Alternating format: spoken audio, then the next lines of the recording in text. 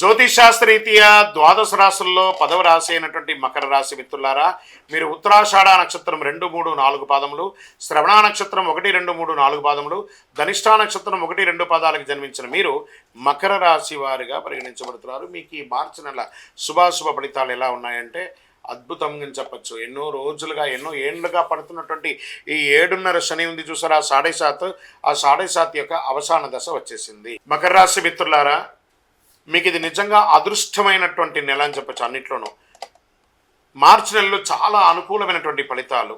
ఎందుకంటే 7.5 శని 7.5 శని మీకు తొలగబోతుంది మార్చి 27కి. శుక్రుడు యోగంగా ఉన్నాడు, శని 2వ ఇంట్లో ఉన్నాడు. ఈ నెల 7.5 శని తొలగడంతో పాటు కుజుడు ఈ నెల చాలా అనుకూలంగా ఉన్నాడని కూడా చెప్పచ్చు. మీ ఆరోగ్యాన్ని కాపాడే బాధ్యతను సూర్య భగవానుడు తీసుకుంటున్నాడు. 1, 2 శుభవార్తలు వినే అవకాశాలు అద్భుతంగా ఉన్నాయి. ఆదాయ పరిస్థితి చాలా అనుకూలంగా ఉంటుంది. విదేశాలకు వెళ్ళాలనుకున్న వాళ్ళకి ఇది ఒక మంచి సమయం. మీ వీసాలు ఏమైనా స్టక్ అయి ఉంటే అది దొరుకుతుంది. ఉద్యోగంలో చిన్నపాటి సమస్యలు ఉన్న ఎదురు చూస్తున్న వాళ్ళకందరికీ కూడా ఇది వచ్చే శుభ సమయం అని చెప్పచ్చు. మంచి అవకాశాలు దొరుకుతున్నాయి. వృత్తి వ్యాపారంలో సంతృప్తికరంగా సాగిపోతుంది. వ్యాపారంలో పార్ట్నర్షిప్లో ఉన్న వాళ్ళకి యోగం అని చెప్పచ్చు. ఆర్థిక వ్యవహారాలు ఆచితూచి వ్యవహరించండి.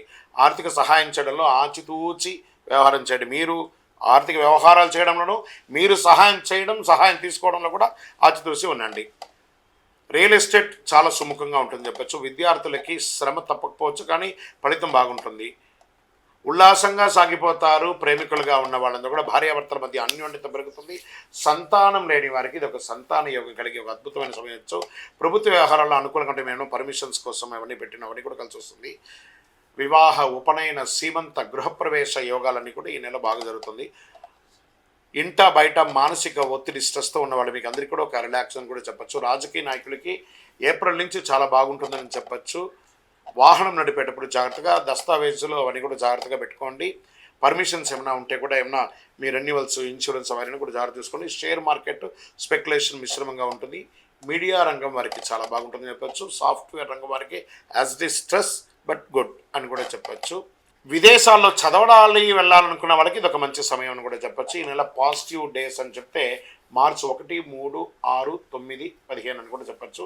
చంద్రాష్టమం 12/3/2025 2:15 ఉదయం నుండి 14/3/2025 12:56 మధ్యాహ్నం వరకు మీకు చంద్రాష్టమం ఉంటుంది.